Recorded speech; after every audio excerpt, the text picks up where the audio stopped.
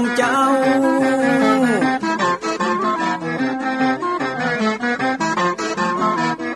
ฟังธรรมปื้นเมืองอันเป็นแบบเบาท่านพระครูวิสิทธิ์ศีลาภรณ์ตั้งใจใจเจ้าอาวาสวัดวังสิ่งคำตนนี้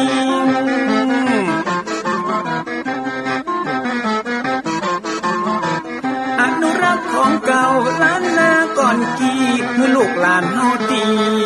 เกิดมาใจกันรักษาของดีเก่าเกลือได้อยู่กู้ถิ่นล้านนาฟัง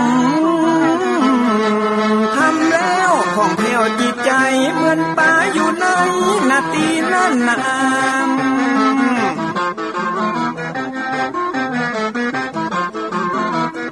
เหมือนไม้สลีอันมีไม้กำเหมือนเสืออยู่ธรรมดงดอยคุณเขาสุขของมนุษย์ยิ่งใจหมู่เฮาสุขที่ได้เอาธรรมะห่มตุ้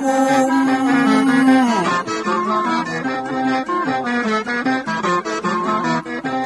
ใจคนใดมีธรรมห่อหุ้มใจคนนั้นจุ่มใจบ้านมันอยู่วิมานเวียงวังจันแก้วบ่มีในเต้าแล้วน้อง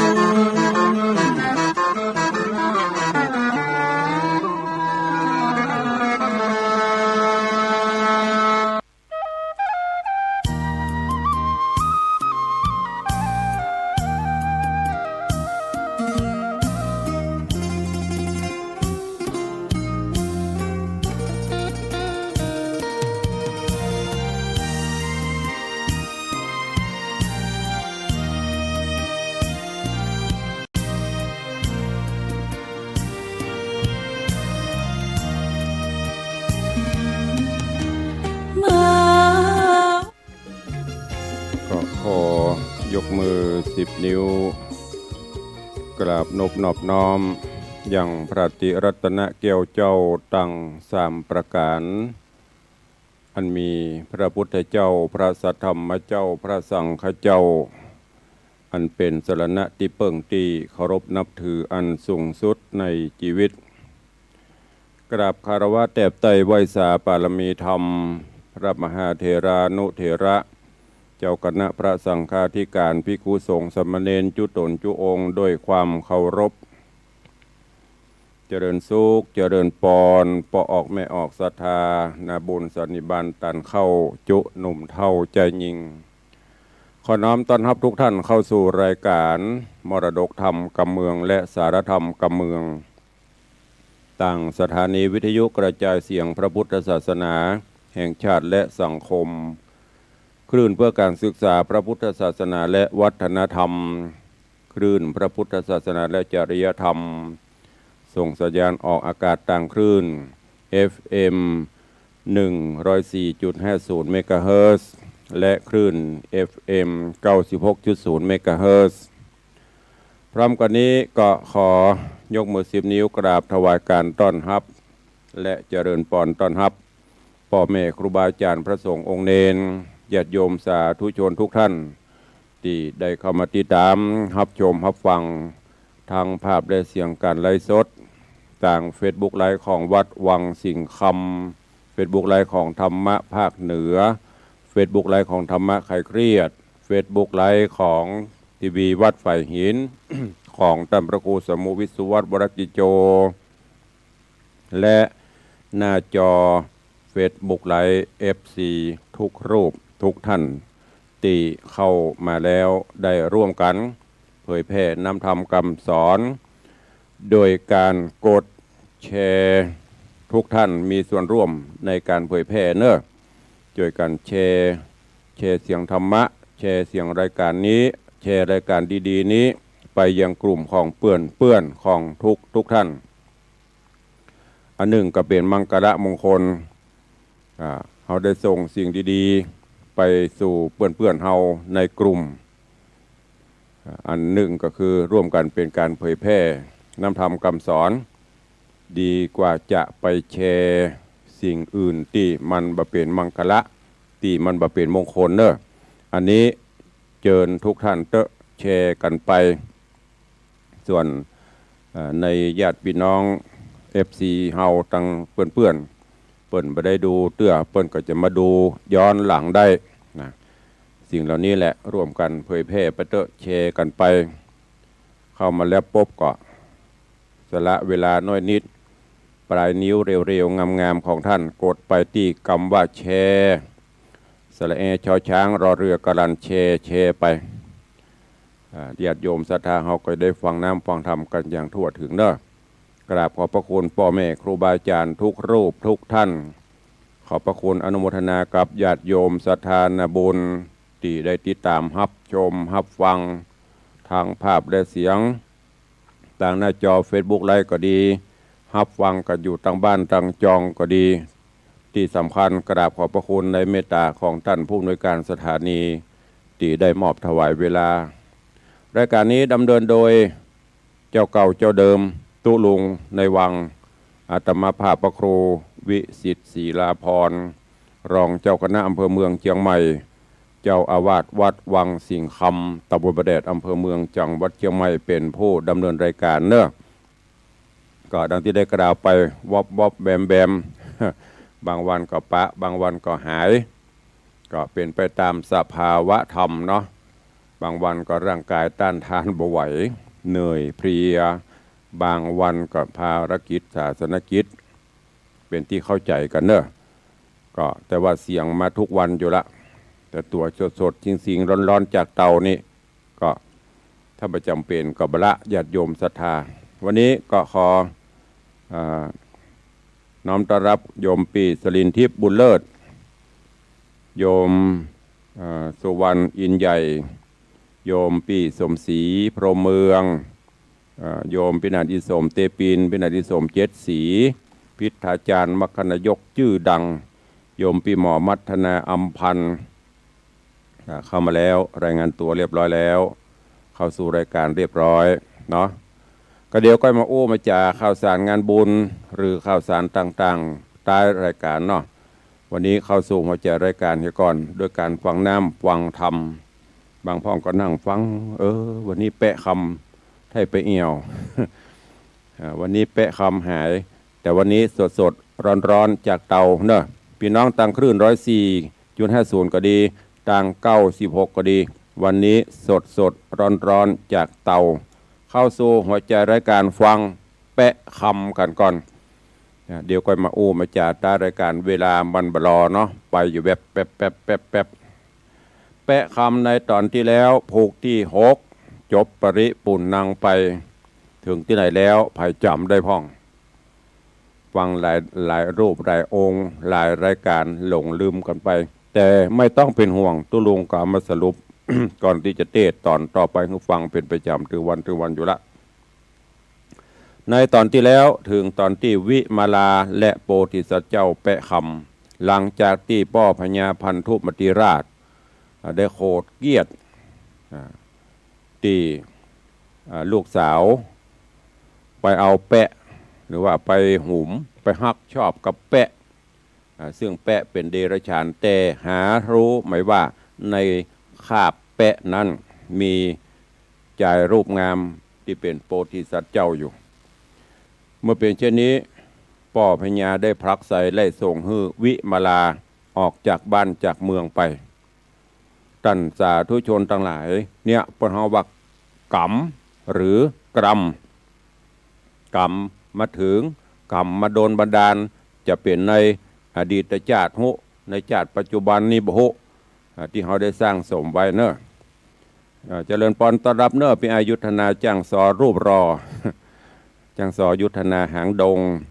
ถวายการต้อนรับท่านเจ้ามหาพรหมวิมลรัตน์อย่างก็พวกจ้างเงินปอเสลอลักเล่นวัดจอกปอกพวกจ้างเข้ามาก็ขอกราบถวายการต้อนรับนะครับเนอะข้อหันเปิ้นเพียววัดเพียววาเปิ้นเขาก็ไปดีเขาได้ลูกน้องสัก 4-5 คนเนาะส่งมาช่วยเพก็ได้เนอะวันละร้อยเดี๋ยวจะสมนากุลเปิ้นอย่ามามันก็ได้กับแป้งดอกหันก็ได้กับย้ายนี่ถ้าแล้วตำปูนก็มาช่วยในวังเพราะรกลุงลังละถ้าไม่ได้มาแห้งก็ส่งวิตามินมาก็ได้เนอะตำปูนเปิดเงินปอเสร็จล้อลากเล่นแล้วลากลองมาตั้งในวังไปพ่อง เข้าสู่แปะคำหลังจากที่ถึงสอง ได้กำมาเติงเนาะอีพ่อยแม่ญาติธรรมญาติโยมทั้งหลายเนี่ยเปิ้นเน้นอย่างในหลักพุทธศาสนาเปิ้นก็ถึงสอนว่าสัตว์โลกย่อมเป็นไปตามกรรมกรรมคือการกระทำบอกว่าจะได้กระทำในชาตินี้หรือชาติก่อนมันบ่หายอย่างที่ได้บอกไปกรรมมันจะติดตามตนตัวเข้าไปตลอดแล้วแต่ว่ามันจะแสดงผลเมื่อไหร่มันเหมือนกฎหมายบ้านเมืองมีอายุความฆ่าเปิ้นตายอย่างเมื่อก่อนเนี่ยอายุความประมาณ20 ปีใจวิชามารลบหลีกลี่หนีลบไปป้น20 ปีก็รอดกรรมไปแต่กรรมในธรรมะนี้มันแบบหมดมันแบบเสี่ยงย้อนกล่าวถึงแม้กระทั่งอย่างครูบาอาจารย์พระเจ้าประสงค์ที่เปิ้นประสบเรื่องราวต่างๆเนี่ยกรรมมาถึงมาเติงมาตันก็ต้องผจญกรรมไปใจกรรมไปวิมาลาก็เช่นเดียวกันเป็นลูกพญาเจ้าเมืองอยู่สุขสำราญบันใจในหอปราสาทราชมนเทียนแต่ว่าเนื่องกรรมมาถึงมาเติงนอตันก็ต้องยวะลงจากหอยวะลงจากความสุขต้องไปใจกรรมเมื่อใจกรรมใจเวรป้นไปก็อาจจะได้ปีกมาเสวยสุขหรืออาจจะบ่เสวยอันนี้ก็แล้วแต่หลังจากที่ถึงสองได้ลาแม่ลาอย่างเสร็จเรียบร้อยแล้วก็ปากันออกบ้านออกจองออกเมืองไปโดยที่ป่อบ่ฮื้ออย่างติดไปสักอย่างที่ตอนก่อนนะป่อพญาพันธุมาตีว่าไปเตอะไป2 คนสู่เนอแม้แต่ข้าทาสจะบริพารก็บ่ฮื้อเอาไปทรัพย์สิ่งสลิงคานอย่างก็บ่ฮื้อสักอย่างได้กับผ้าติดเนื้อเสื้อติดตัวของใจเล็กๆน้อยๆเอาไปแต่ท่านทั้งสองก็บ่สะทกสะท้านยอมที่จะไปใจกรรมใจเวรขณะที่กำลังเดินทางออกจากปราสาทราชวังปีถึง6 คนแทนที่จะไปเป็นกำลังใจไปปลอบประโลมให้น้องได้ชื่นอกชื่นใจตรงกันข้ามกลับไปอยู่ข้างทางข้างประตูเมืองด่าโดยโก้นแหมอันเนี้ยทางที่บุหัววัดทางแน่เพื่อนจะได้ดีกับเพื่อนจะได้ปีกมากับบุหัวด่าเพื่อนเรื่องราวของแปะคำจะเป็นจะได้นิมนต์และเจริญปอนเจิญทุกท่านติดตามรับฟังในผูกท่วนที่7เป็นลำดับไปณโอกาสบัดนี้ นะโมตัสสะภะคะวะโตอะระหะโตสัมมาสัมพุทธัสสะ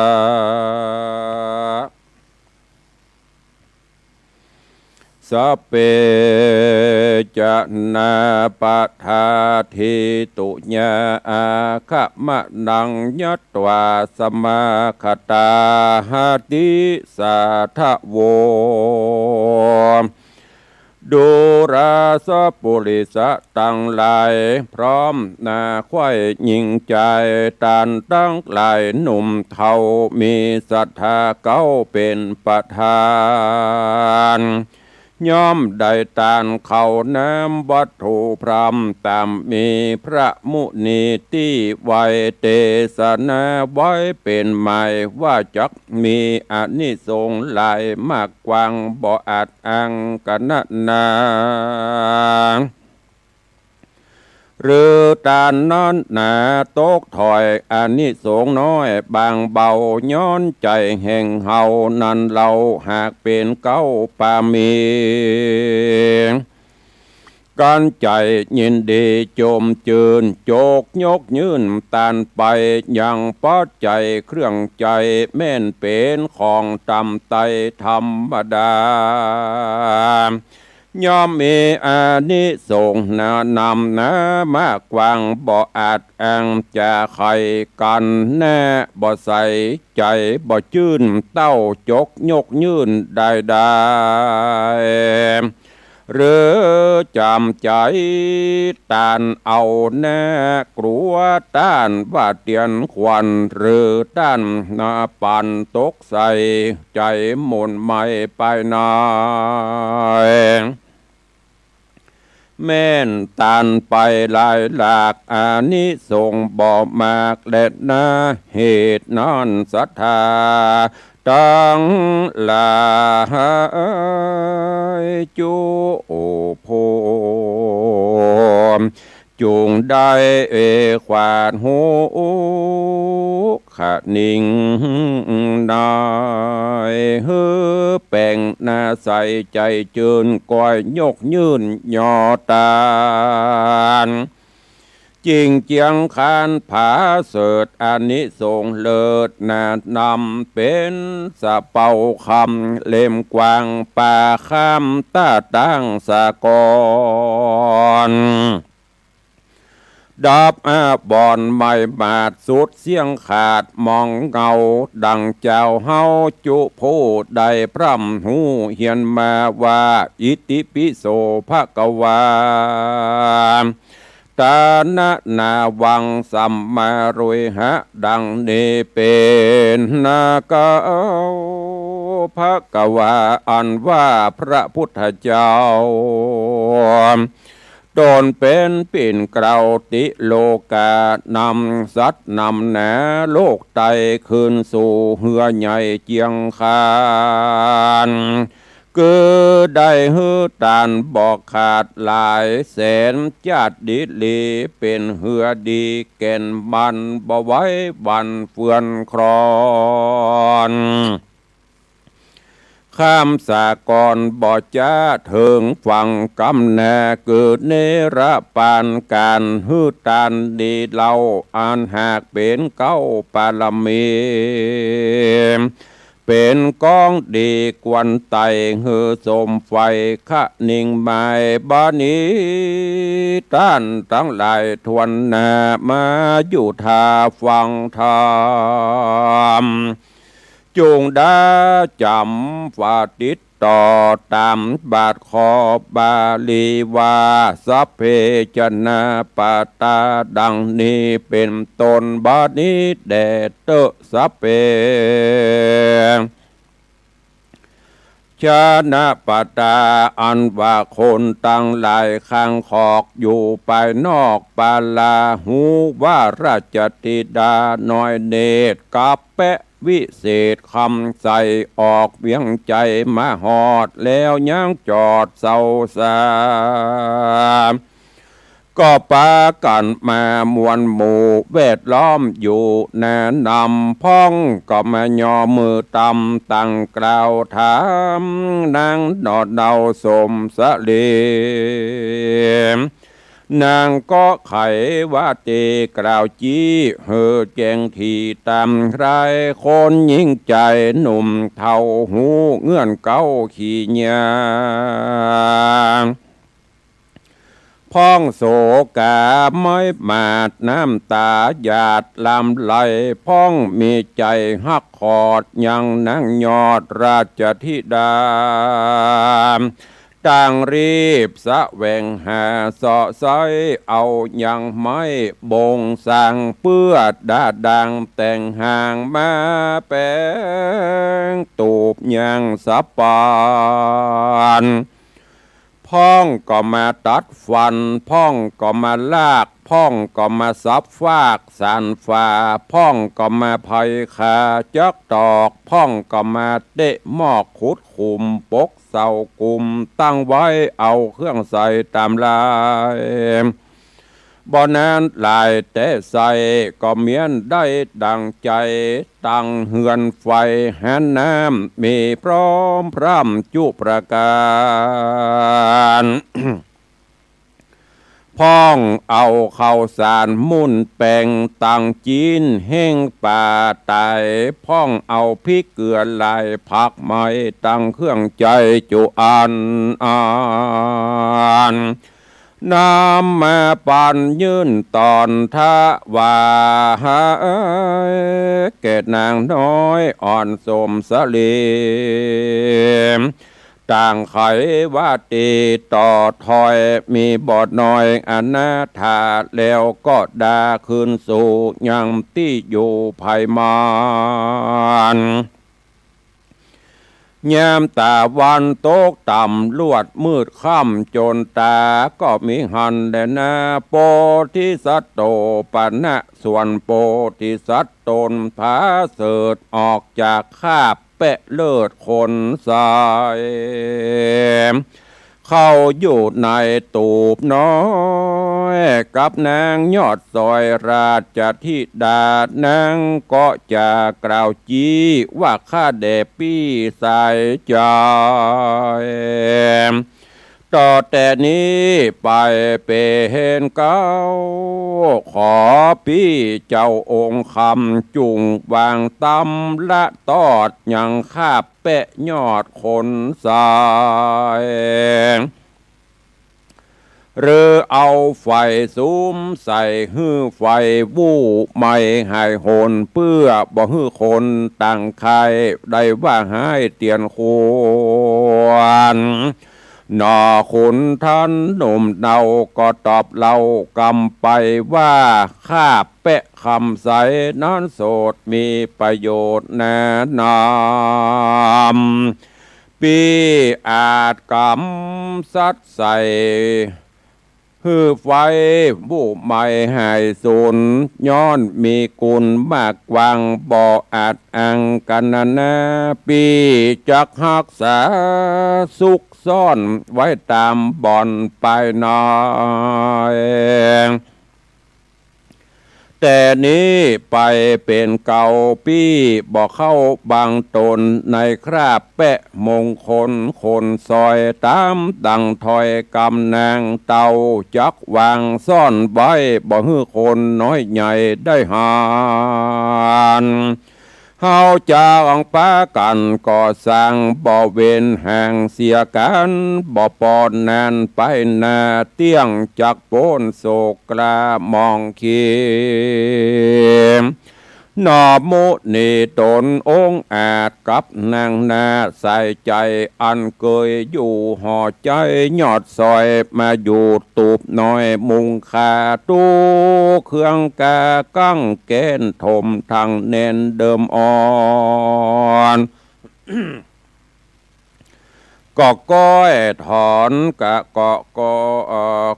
ก้อยถอนกลาพรากบัดนี้หากบางเบาสองคนเศร้าบุญกว้างช่วยกันสร้างแปลงส่วนของเปิงกวนกินใจมีพร้อมไข่จุอันตั้งเผือกมันแต่งเตาผักกาดเข้าสาลีตั้งผักจีหอมบัวตั้งหมากถั่วมะเขือโดงามเหลือล้อมมอกปลูกตั้งดอกลายสีพงบานดีกรีอาคันกันทะว่าหอมกลายป้าหือใจชื่นจ้อยลืมมองต่ำก้อยเดิมมากะนะนาน้อยใหญ่กะอันใดมาหันต่างปะกันชื่นสู่ไข่เก่าอูยอกูนพ้องมาโน้นเตื่อมแทงจ้วยตกแต่งดังดาพลัดกันมาอยู่ไกลจู้จ้วยใจประกาศตำการย้อนใจบานฮักขอดยังส่องเจ้ายอดบุญขวางสาลีคิงบางยศใหญ่กับนอพระที่ไว้บุญนาอยู่เก๊กหาตูบน้อยหากเจออื่นจอยเจยบ้านสุขสำราญบอกขาดยิ่งกว่าอยู่ภาษาหอคำก็มีหันและนาตาในกาละนานใสอุบาทใหญ่หานีบางเกิดมีในแห่งบางเกิดมีมาตองในแห่งห้องเวียงใจคนไปในเป่าเยือกใจคว่ำเขือกแผ่ผ่าน ของบอกเคยหันแต่ก่อนเจนปูมอนปิตาก็พาโกดมาไล่หลากจุผู้หากขี่หมบ่ใจกาละมีลมแต่ใส่ก็มาปอยเกิดลมใหญ่เรือแห้งต้องฟ้าแดงดังเลือดแม่น้ำเดือดปลาตายงัวควายตั้งงัวควายจ้างมาก็มาล้มตายกว่าตั้งวันลางเตื้อก็มีควันมืดกุมปกห่อหุ้มพังกาจนปัดลาหยาบจะเกิดขึ้นไข้เบียงใจจุ่มคนในภัยราต่างไม่มาดมองเงาต่างซบเศร้าเอาไม่ห้องบ่เป็นให้ยินผ่านเมื่อนอนเต้าผู้บานที่ราชเจงเหออำมาต่างตาเรียกเอาโหราผู้ใหญ่มาอยู่ไกลจะถามว่าดูราด้านพรามผู้เฒ่าอันเป็นเก้าโหราจารย์อันว่าอุบาทหารลายแหล่บังเกิดมีแก่เวียงใจเหตุอันใดด้านใสเฮือเกิดใดมีมาเนี่ยสันใดจะอุบาทจริงจักกลากลาดหายโหนเปื้อฮือคนใหญ่หน่อยหายต่ำก้อยมองขี่จุงพิจารณาดีสันส่องตามออกห้องปินเตาแล้วบอกเฮาฮือแจงจะได้แสงบังอำกันเจ้าหอกคำที่ราชสูดเสียงขาดราชองค์การโหราจารย์ผู้ใหญ่ขนิ่งไข้ไปมาพิจารณาคืนลองบ่หันจ้องหันรายลงเลเอกหลายพระพร้อยดังเป็นถอยเป็นทานบวกคุณหันเอาเศษตามสตรเพศเดิมอ่อนพอตัวจรตัวอยู่พอตังกู้ศัตรูพิจารณาดูลืมเล่าก็บอกหูเก้าขี้เนียตันพญานักเกบ่จ้างเกสันใดกันจะไขขาบใบว่าบ่หูควายสัจจังเหนียวตาได้ฟังจากโคดบ่พายโพดบางปันยังรังวันมากเต่าเหมือนดังเก่าเดิมอ่อนมันจริงหย่อก้อนขาบไว้ว่าคาเดเต่าไทยผู้มีอันว่าหานี้หลายแหล่บังเกิดแก่เวียงใจย้อนสลีนงไว้ลูกลาแห่งเจ้าฟ้าผู้บาน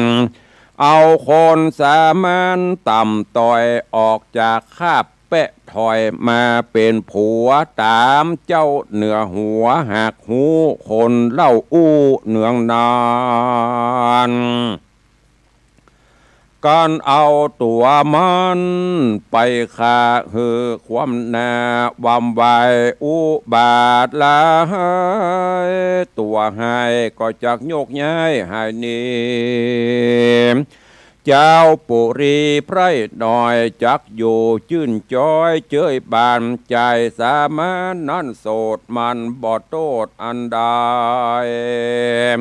การจักนำไปค้ำคาฮือความแน่เมื่อมอนเจ้าหน้าก่อนไข่ได้หูเตี้ยงจักกล่าวโอเตียนขวัญเจ้าหอจาน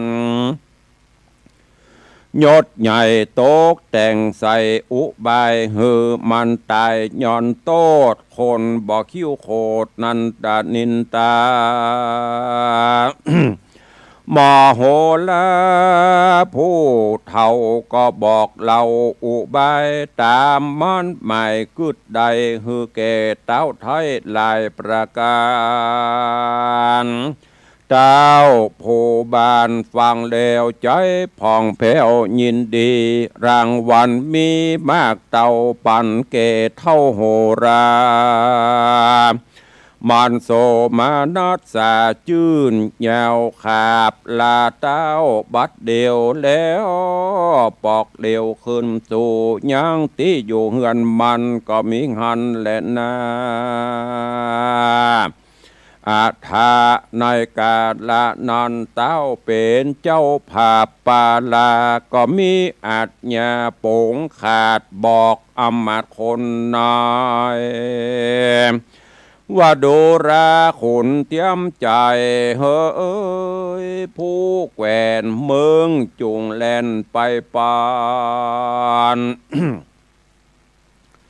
ไปไข่ปันบอกเราแก่เคยเก้าเถิงไปตั้งเจ็ดใจอย่าจะฮือพร้อมแน่จอมการไปโรงการวันผู้กาละถูกแยมไงไผอย่าหมายหลีกเว้นลบจากเส้นกรรมกูไผบ่มาจูต่อแน่กูจักขาบัดเดียวอ้ำมาเดียวรีบเฮาเนี่ยตามกรรมเต้าจุประการเกิดไปทูลสารบอกเราแก่เคยเก้าหลายคนแล้วก็เลรนบ่จะขึ้นขี่ม้าเตรียมใจออกเวียงใจไว้ว่องไปลอดห้องเกหาแห่งนอพุทธายอดซอยและนางนาดน้อยสมสาลีก็อันจุลีกลมเกลาไข่บอกเล่าขี่เนียล่ามดับมาแต่ตนติดสืบสนเถิงไปโดยปริยายบอดหน่อยฮือสองยอดซอยบุญมีได้หูแจ้งที่บ่มีที่สังกาแล้วรีบลาขึ้นสู่ยังที่อยู่เวียงใจส่วนสาลีนงใบเว้นฟ้าคือนางนอดลาวิมาลาการขุนต่างตากระพรากออกไปจากเฮือนโตนใจเลดเววนใบวันกึดสอดดันแน่นาว่ารอยพระปิตาปอตาวหาโคดเฮาเครื่องขี่จักหื้นนี่คืนสู่ตีอยู่หอคา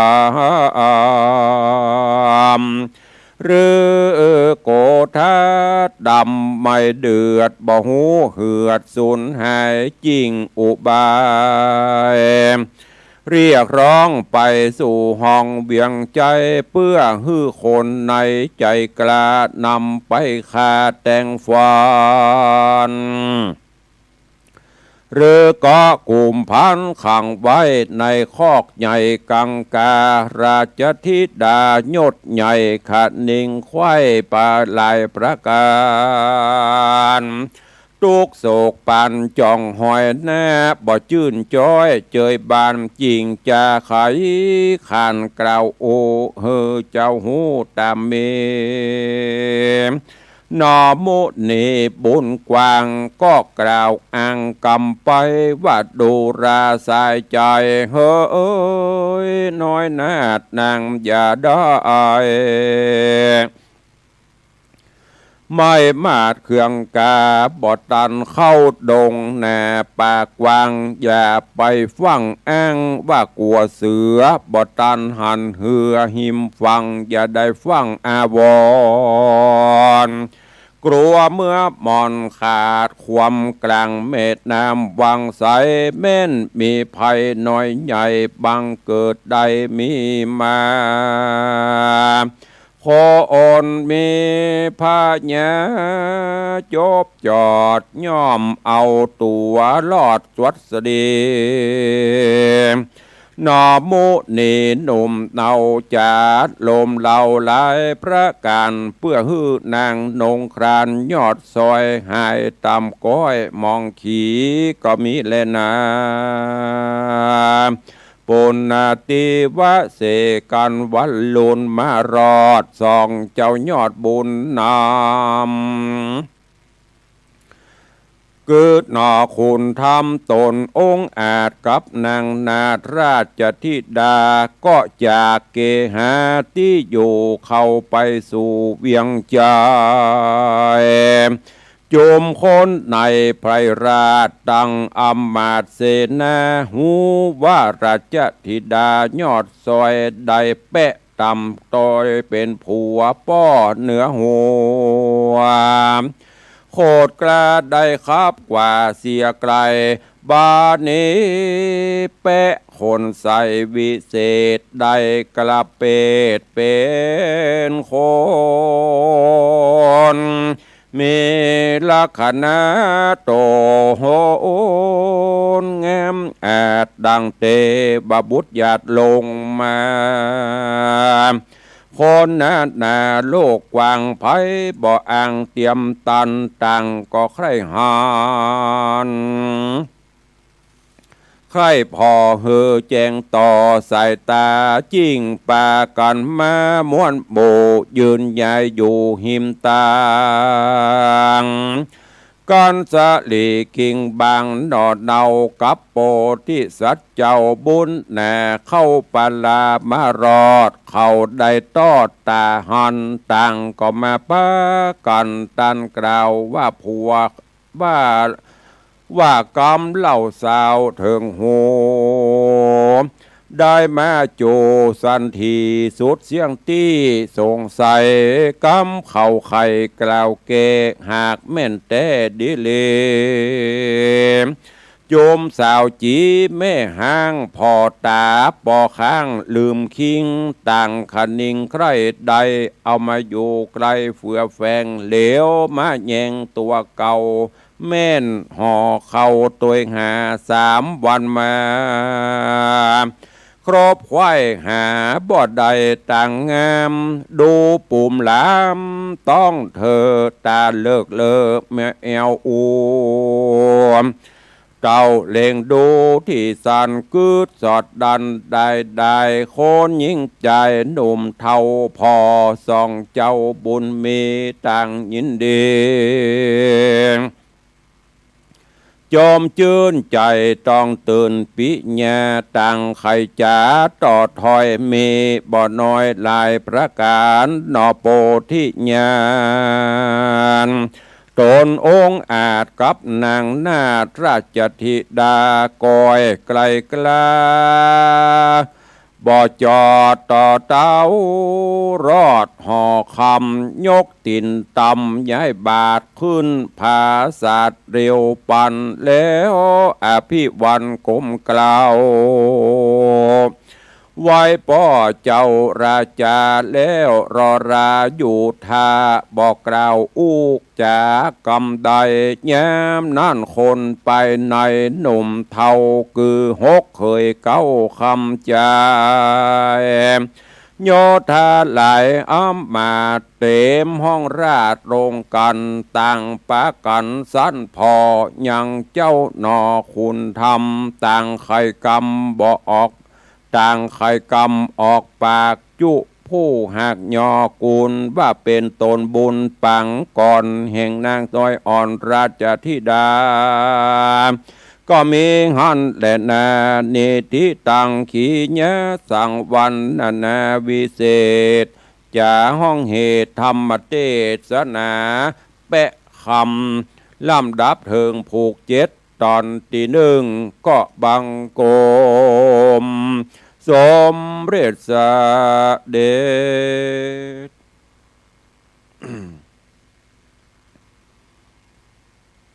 พระธรรมเทศนาแปะคำลำดับลำดามาถึงยังผูกทวนตี7ตอนที่1ขอโป่งวางไว้ต่ออีกก่อนเนาะเวลาก็เหลือแถมหน่อยเพื่อจะได้สรุปได้ได้จ๋ากับญาติโยมศรัทธาเรื่องราวแปะคำใน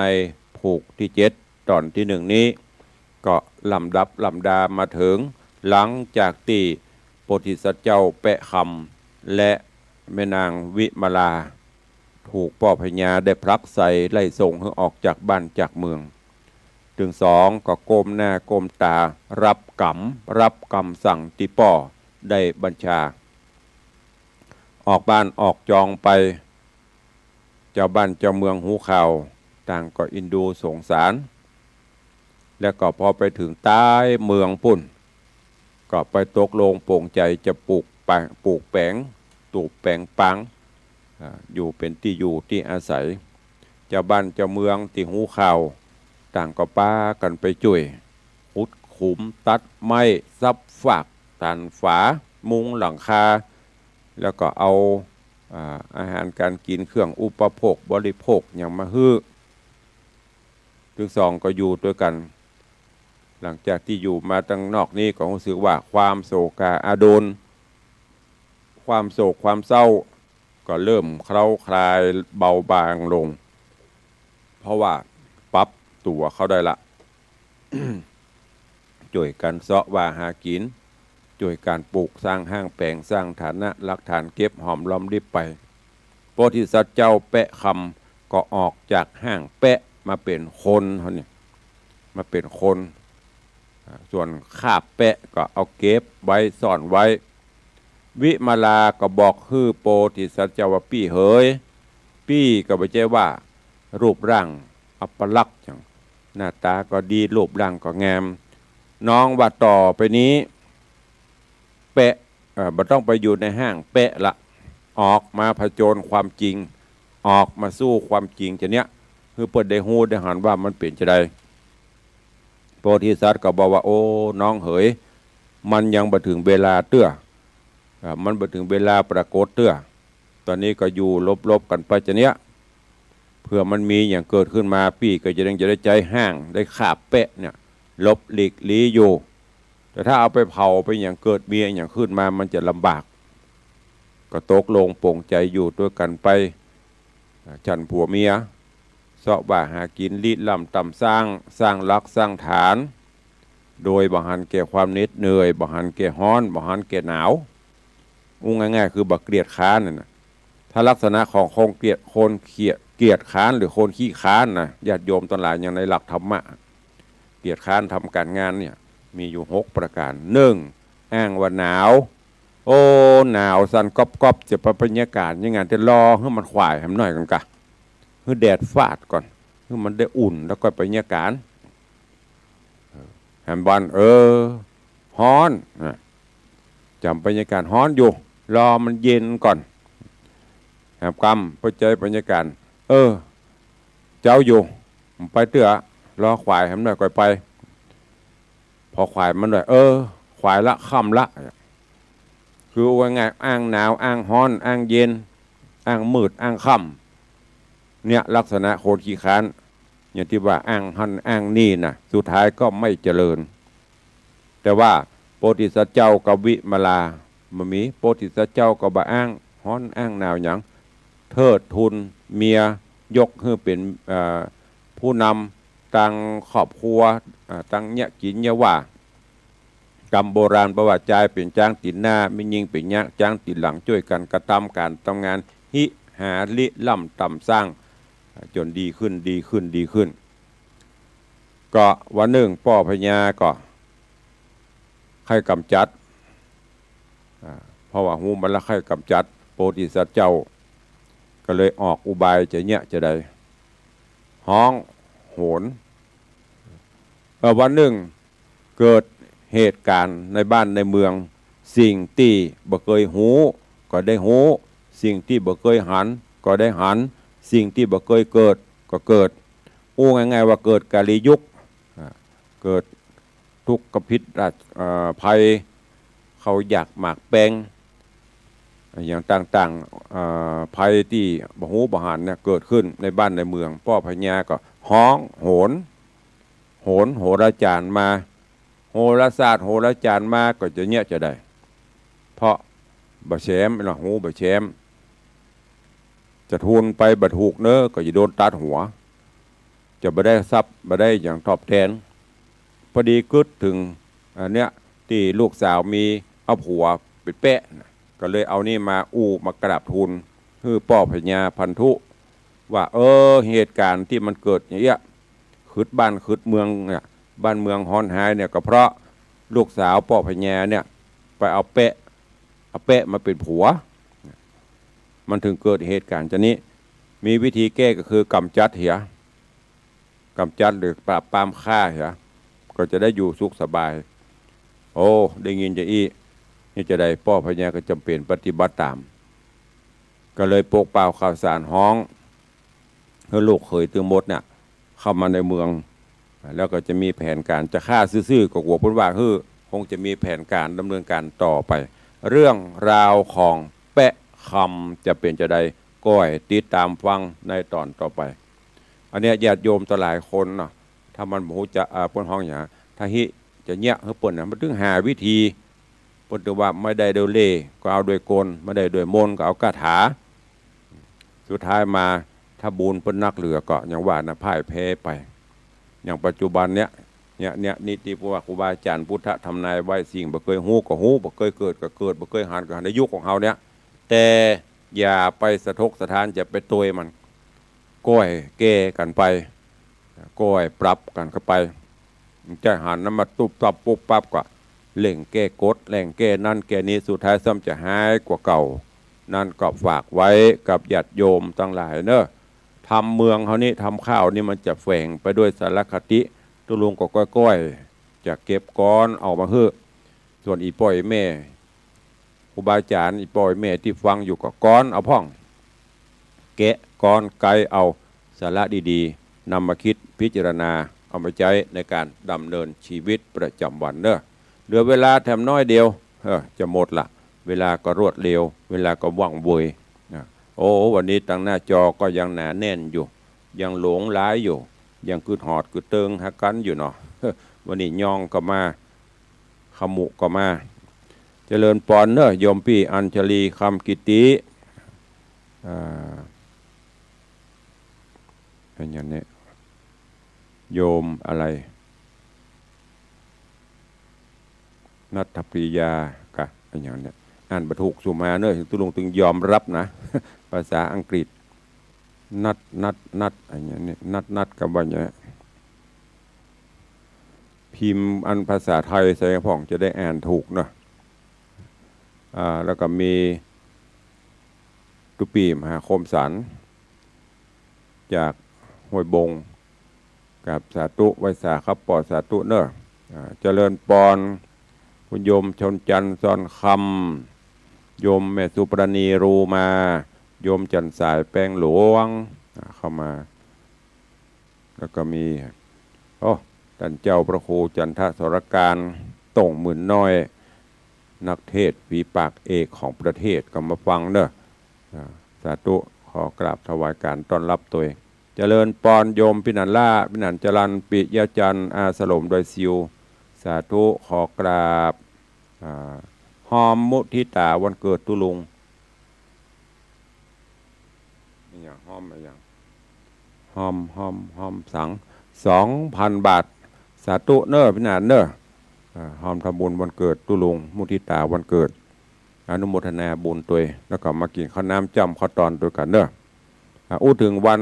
อายุวัฒนะครบรอบ62 ปี21 สิงหาคมเป็นวันรวมญาติธรรมที่เราปฏิบัติกันมาทุกปีนี้อย่างที่ลุงบอกเนอะเศรษฐกิจกับบดีลำไยก็ถูกข่าวสารอย่างก็สปันปีนี้ก็เลยจะจัดภายในแล้วก็มอบขอกราบครูบาอาจารย์พระเจ้าประสงค์ด้วยเนอะปีนี้ก็เอาภายในลูกพระลูกเนนกินข้าวน้ำข้าวตอนกันในวัดก็ไม่ได้จัดใหญ่จัดอย่างเนอะเดี๋ยวเปิ้นจะบอกเปิ้นมันนิมนต์เฮากาให้น่ะปีนี้ขอภายในก็จะมีการมอบทุนการศึกษาลูกพระลูกเนน ทุนการศึกษาให้นักเรียนเยาวชนแล้วก็มอบกองทุนกับองค์กรการกุศลต่างๆว่าเป็นแม่บ้านว่าจะเป็นผู้สูงอายุในหมู่บ้านนี่ค่ะแล้วก็จะร่วมกันสวดธรรมจักรปวัตนสูตรเสริมบารมีอายุค่ะมอกมหาบดีจากนั้นก็กินข้าวน้ำจ้ำข้าวตอนกันตั้นนะก็ขอบคุณพี่นานจรัญปิยจันทร์ตัวเองแล้วก็มีในนี้ร่วมทำบุญมา2,000 บาทพี่นานอิสมเตปินก็ร่วมบริจาคทุนการศึกษาลูกพระลูกเนนมาแหม1 ทุนแล้วก็มีโยมแม่อารีสดับ 200โยมแม่ศรีนวลรันจวน200วันนั้นวันพระที่ผ่านมาก็โยมปเลี้ยงธนวัฒน์โยมแม่เลี้ยงทัดพิชา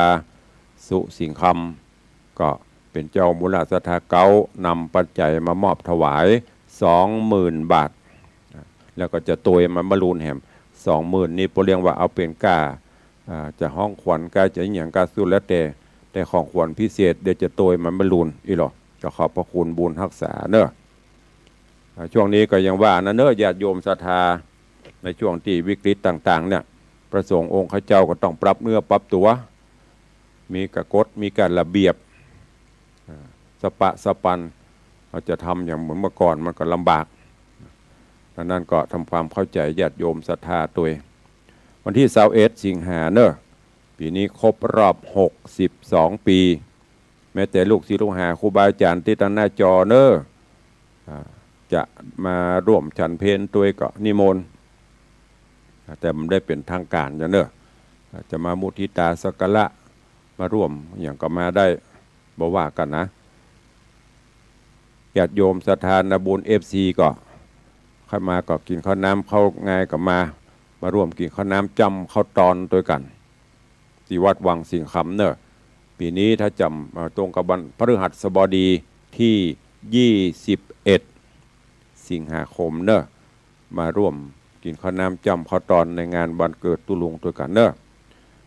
เอาละเหลือเวลาแถมน้อยจะได้อู้ได้จ๋าตั้งบ้านตั้งจองเผื่อมีก็โทรศัพท์เข้าร่วมรายการได้0817836540เพื่อใครจะห่วมมุทิตาก็เจริญปอนเนอะใครฟังอยู่ที่ไหนตั้งใดตั้งบ้านตั้งจองก็ใครแจ้งผลการรับฟังเข้ามาก็เข้ามาได้0817836540แต่ว่านี่ไม่ได้โซดกระเพาะเนี่ยหมอเพิ่นมาเจาะเลือดเพื่อตรวจค่าน้ำตาลไม่ว่าจะเป็นน้ำตาลสะสมน้ำตาลอย่างตรวจไตตรวจอย่างในร่างกายนี่วันนี้บ่ายมีนัดกับหมอมีหมอกับนัด ผัดเปลี่ยนเพิ่นมาวันนี้บ่ายหมอนัดไปฟังผลจะออกมาเป็นจะได้ก็แล้วแต่มันเนาะต้องไปเสียเลียดมันจะเลินปอนจากทางใดแม่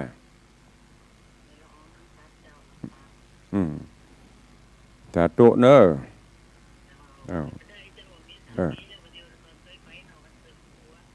เป็นยังแม่ส่งใจมันก็ได้ส่งปัจจัยมันก็ดีสาธุเนอะ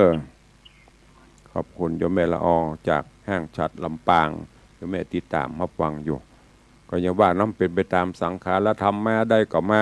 ได้ก็เป็นอย่างเนอะใครจะส่งปัจจัยมาร่วมก็ดีก็โมทนาบ่มีก็เป็นอย่างต้องไปซีเรียสกับมันใครจะอู้ตัวแหมเข้ามาเนอะ0817836540ในด้านการก่อสร้างกุฏิสงฆ์โฮงหลวงก็เช่นเดียวกันญาติโยมมีเจตนาใครร่วมบุญกุศลก็ร่วมได้เนอะตอนนี้การก่อสร้างก็ดำเนินการไปเรื่อยๆเข้าสู่โหมดที่จะโบกจะฉาบฝาผนังตอนนี้ตั้งวันก่อนก็ศาลาเพิ่นมาติดตั้งปลั๊กไฟแผงเรื่องไฟฟ้าเสร็จแล้วก็จะเริ่มฉาบเริ่มโบกไปตั้งหลังคากับมุงไปก็ ก็จะได้ควายใจต้านใครสร้างบารมีธรรมร่วมกันก็มาสร้างกุฏิสงฆ์องค์หลวงของวัดวังสิงคำตัวเจริญปอนเจิญทุกท่านเนอะมีแหมกอตั้งบ้านตั้งจองมีกระแม่ละอองอยู่เดียวคนเดียวกันเนี่ยวันนี้ใครฟังอยู่ที่ไหนจันคำไปไหนหูเดียวมาล่ำได้ยินแล้วเนอะจันคำแสงบุญ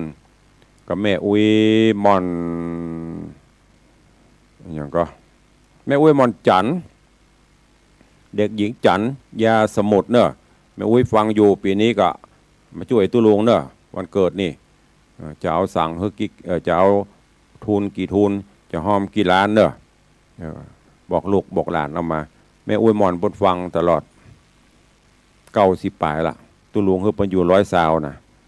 แข็งแรงดีอยู่แม่อุ้ยมอนจันยาสมุทรบ้านน้อยสันกระแปงแล้วก็ยมปอทองใบเปรมประชาตัวเนอะยมปอทองใบเปรมประชาปอทองใบก็รัตนาอุบาสก90 ปลายปอบอกเคยละสักเดือนมากูงานปีนี้ก็ถ้ามาได้ก็เจิญเนอะปอเนอะมากินข้าวตอนตัวตุลูกพระหลานวันที่21 สิงหานี่เนอะจำวันคือดีเนอะไปหลงวันนะข้าวก้อนก็ไปก็หลงวันเอาหงตาลมามีกิจกรรม ก็มีอย่างก็มาสู้มาจูกันกินมีกี่คนก็กินกันไปหงตาลมีนักคนมีน้อยก็กินอิ่มดีเนอะก็ฝากไว้วันที่21 สิงหาแล้วในช่วงนี้ก็นั่นที่ได้บอกเป็นช่วงกลางภาษาหลายวัดหลายบ้านหลายท้องที่หลายตำบลเพิ่นก็มีกิจกรรมโครงการธรรมะสัญจรออกสัญจรเทศนาไปตามวัดตามวาเนอะถ้าระดับจังหวัดก็จะมีของกลุ่มหนุ่มสาวจังหวัดเชียงใหม่รถด่วนขบวนพิเศษไปตามอำเภอต่างอำเภอที่เพิ่นจัดก็หลายแต่ที่ตั้งสลับปีนี่ก็เป็นโครงการพัฒนาคุณภาพชีวิตทุกวันเสาร์เพื่อจะแลกกันถ้าทุกวันเสาร์ถ้าวันเสาร์ไปตรงกับวันศีลเพื่อจะเลื่อนมาเป็นวันศุกร์นี่นะถ้าฝนตกพระห้องอาจจะซับไปนี่ก็ติดตามข่าวสารกันไปเนอะมีแล้วนอกตั้งบ้านตั้งจองดักปิ่งบินวอยมีแม่ละออคนเดียววันนี้ก็ใครจะอู้ตุลุงหลังจากที่หมดเวลาก็โทรเข้าหลังไมค์ได้เนอะ0817836540วันนี้เวลาหมดเวลาแล้วขอนำรายการจากครูบาอาจารย์ญาติโยมศรัทธาไปก่อนปะกันใหม่ในวันต่อไปเนอะขอความสุขสวัสดีจงบังเกิดมีกับครูบาอาจารย์ท่านเจ้าภิกษุสงฆ์องค์เนนพอออกไม่ออกสถานบุญกูผลเนอะอยู่ดีมีสุขมากันจุตนจุองค์จุผู้จุคนจัตตาโรธรรมาวัฏันติอายุวันโนสุขังพะลัง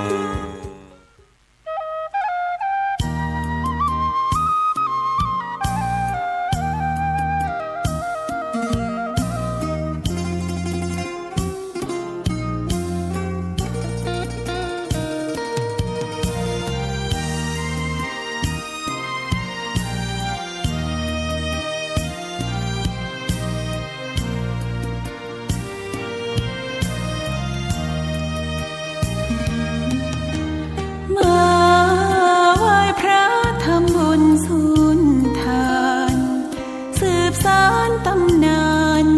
โบราณกาลนานมีวัดวังสิงคำอำเภอเมืองเชียงใหม่แห่งนี้และนาญาติโยมน้องพี่สามัคคี